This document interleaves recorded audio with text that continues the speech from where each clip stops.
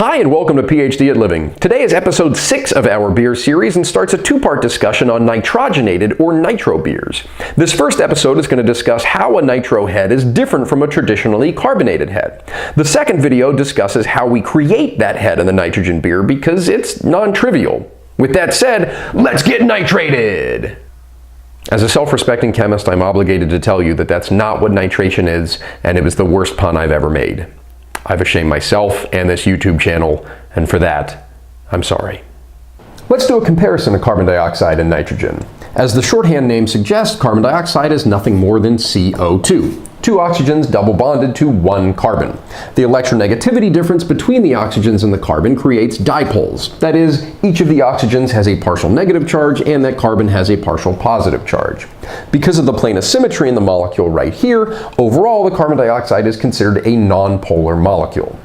In its elemental form, nitrogen likes to arrange in a diatomic structure, meaning there are two atoms composing one molecule. Nitrogen's is N2, and as you can see, has a triple bond, and each nitrogen maintaining a single lone pair of electrons.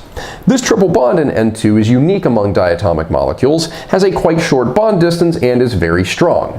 This, generally speaking, makes the diatomic nitrogen quite chemically inert.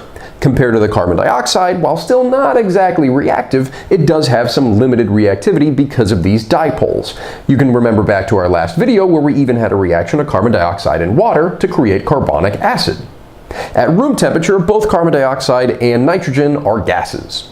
I say room temperature because both of these materials can exist in different physical states. Dry ice, that's just solid carbon dioxide at minus 78 C. Liquid nitrogen, just that guy at minus 196.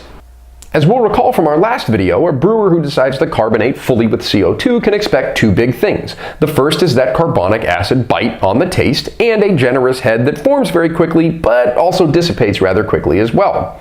A brewer who decides to nitrogenate her beer, however, can expect differences. Principally, the nitrogen does not react with water in the same way the CO2 does, so we don't get that acidic hit in the flavor. Which is very lucky for us. If nitrogen reacted with water to create nitric acid the same way we get carbonic acid from the CO2, we would have a whole different definition of what a nitro beer is and a host of other really crazy problems that are well beyond the scope of this video. Moving on. The second point is that nitrogen in relation to carbon dioxide is 100 times less soluble in water.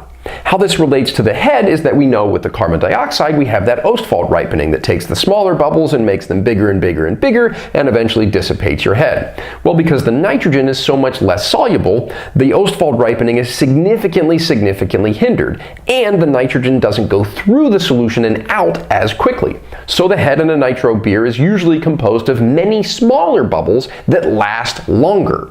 This, in combination with the lack of an acidic bite, is what gives the nitro beer its calling card of that really creamy, smooth mouthfeel that you just can't get in a traditionally carbonated beer. Alright, you've convinced me, Devin. Every beer should be nitrogenated, right? Well, the answer in usual Devin fashion is just a bit more complicated than that. First, a nitrogenated beer kills basically any remnant of hop aroma in a beer. So, if you like hoppy smelling beers, nitrogenating them just is kind of a dumb thing to do. The other point is much more interesting and the topic of our next video. Creating the nitrogen head is actually really darn difficult. But that's for then, and this is for now. See you next time. Let us put more of this liquid in our bodies.